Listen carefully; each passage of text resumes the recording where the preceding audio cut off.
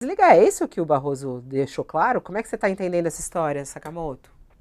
Em resumo, é claro, né, com o aval do STF, uma regra recuada de câmeras de Lula chancela um pé no freio do Tarcísio, né? Então, ou seja, você tem um grande acordo realmente em cima disso. Agora, tem bastidores interessantes nessa história inteira. Tinha duas posições. Vamos voltar um pouco, porque para entender tudo isso, a gente precisa entender a construção do protocolo do MJ, do Ministério da Justiça, sob Ricardo Lewandowski. Tinha duas posições dentro do Ministério da Justiça. Aquela que apontava 16 mil pontos, em que situações e que a câmera pode ser ligada, e uma outra posição mais restritiva em que falava o contrário. Você só pode desligar a câmera para fazer xixi, para fazer cocô, para comer, em questões de que a pessoa não está passando mal, etc, está passando mal e tal. Nesses pontos, ou seja, tinha um grupo que queria pela exclusão e tinha um grupo que queria colocar as 16 situações. Colocando as 16 situações, você gera uma série de entrelinhas, de entretanto, de interpretações, possibilita um monte de coisas e o que aconteceu é que essa versão mais desidratada do ponto de vista de direitos humanos, ela acabou, na verdade, contemplando as políticas que existem dentro do Brasil com câmeras, entre elas hoje a de São Paulo, que é menos restritiva sob o governo Tarcísio do que foi sob o governo João Dória. O pessoal fala, pelo menos uma diretriz existe, mas a diretriz do jeito que está vai servir e está servindo, como a gente viu pela decisão do STF, para justificar a ação menos restritiva de estados como São Paulo.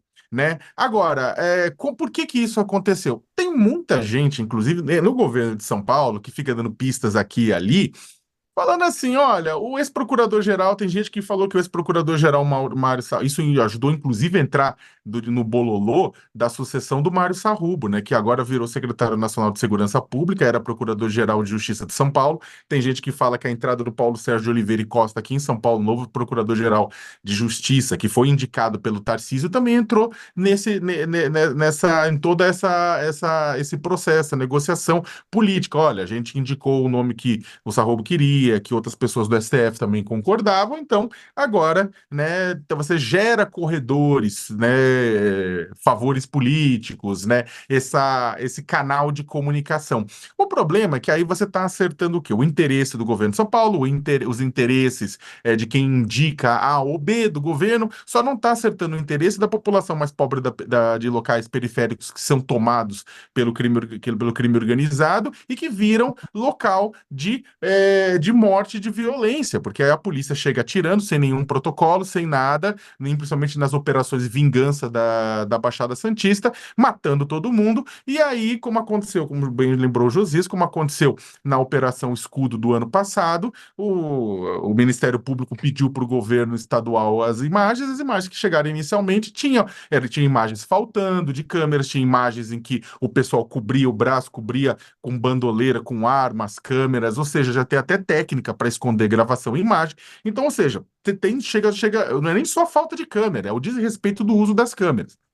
O ponto é o seguinte, né? Além dessas questões de moeda de troca, né, de tudo isso, de tentar fazer uma média com os governos, tudo isso mais, as justificativas que estão circulando são péssimas, né? Porque, os moradores, as câmeras vão ser ligadas, que está circulando dentro do governo de São Paulo, então está sendo dado por outros governos, né? Falando, não, mas quando houver tiro vai ser ligada. Qualquer morador de periferia pobre que é alvo exatamente, que está no fogo cruzado entre a criminalidade e os policiais, sabe que, por exemplo, você tem policiais que matam pessoas, que torturam pessoas utilizando o joelho, a lá George Floyd, a lá José Roberto, a lá Alberto, lá de Porto Alegre, outras pessoas tantas que morreram sem que o policial desse um tiro. Né? Então, tem essa questão também. Agora, e tem uma outra discussão que tá sendo travada, que o próprio pessoal do MJ alerta, que tem um receio que essa compra nova de câmeras do Tarcísio, ela é para onde elas vão? Porque o pessoal fala de boca cheia, para comprar milhares de câmeras, né?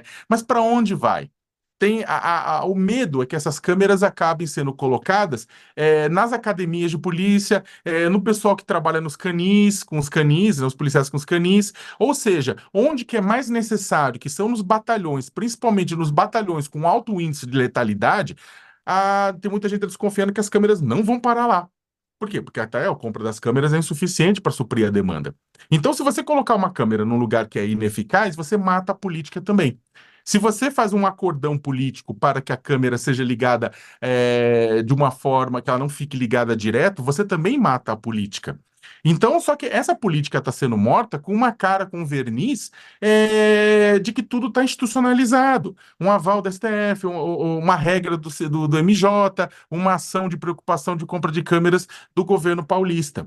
Né? E aí é o seguinte, como mesmo a Raquel colocou, e só para deixar em último ponto, o Barroso realmente deixou a ação em aberto, né, para ver. O pessoal, tem uma pessoa no Supremo que falou que era para, caso seja necessário, a frase era puxar a rédea no governo de São Paulo, né? Caso seja necessário, caso haja exageros. Só que lamento informar o presidente do Supremo que esses exageros já estão acontecendo há 2 anos. Haja vista as operações Escudo e Verão.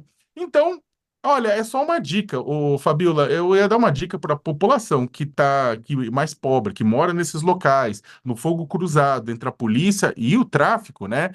Tomem cuidado. Tomem muito cuidado. É, vamos ver o desenrolar disso.